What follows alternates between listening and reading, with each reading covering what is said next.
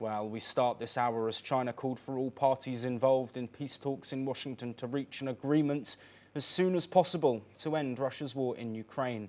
US President Donald Trump is hosting Ukraine's President Volodymyr Zelenskyy, who will meet the US President one-on-one before joined by European leaders, including EU Commission Chief Ursula von der Leyen. China reiterated its support for all efforts towards a peaceful settlement of the Ukraine crisis. The Foreign Ministry said it welcomes continued contact between the US and Russia, including promises of robust security guarantees for Ukraine as part of the political process to end the conflict. Let's listen in to what Foreign Ministry spokesperson Mao Ning has said. 我们期待所有的当事方和利益攸关方都能适时参与到和谈进程中，尽早达成一个公平、持久、有约束力，并且能够为各当事方接受的和平协议。 Well, joining us to discuss all of these developments, these comments from China, but also the ramification of these talks in Washington is Professor Georgi Toleraya, an international affairs expert who's joining us live from Moscow in Russia. Professor Toleraya, thank you ever so much for taking the time to speak with us today. Let's first get your reaction on these comments from China, urging all parties involved to try and get a deal done as quickly as possible. Of course, there have been accusations of China assisting Russia in its war against Ukraine.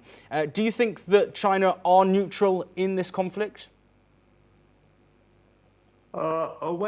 Chinese are trying to be neutral, and of course they support the cause of Russia because it just fits into the vision of the world and the concept of the global developments. They are doing so not out of love for Russia, but out of their own national interests.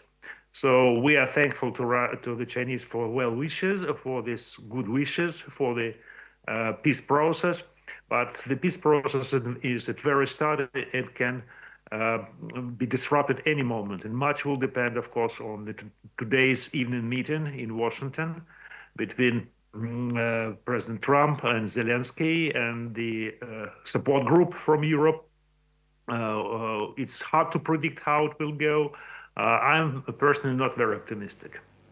Yes, Professor Toleraya, let's build on that lack of optimism that you're having. Why do you think that this meeting is not necessarily going to provide pivotal progress on this peace deal?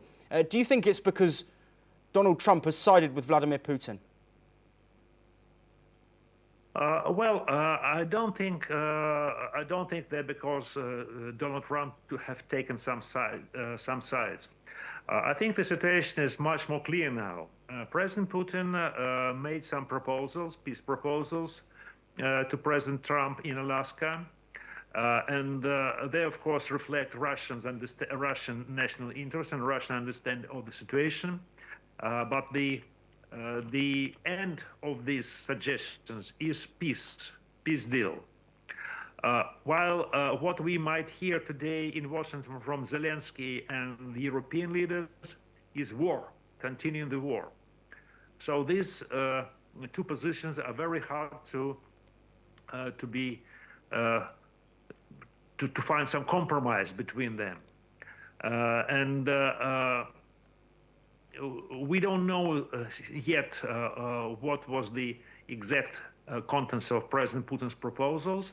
But I think that the Zelenskyy and European leaders are very confrontational to them from the start, even before listening to them.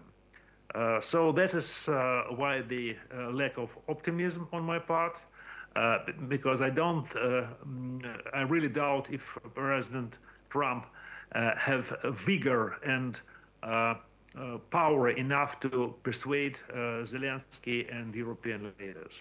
Yes, Professor Toleraya, before we move on to a related development, of course, Ukraine have been staunch in their position, saying they do not want to cede land that has been taken by Russia. Of course, around 20% of Ukraine is now under Russian control. Do you think this will have to be changed, that stance, in order to see a peace deal anytime soon? We need to take into account the real situation on the ground. Russia have accepted the territories, which is speaking about by the vote of its citizens, so it's going to keep them. And this is a reality, regardless of there will be deal or no deal, or will the war continue. Ukrainian side desire is unrealistic, so we should start from here. Professor Toloroya, please do stay with us because we're now going to look at one of those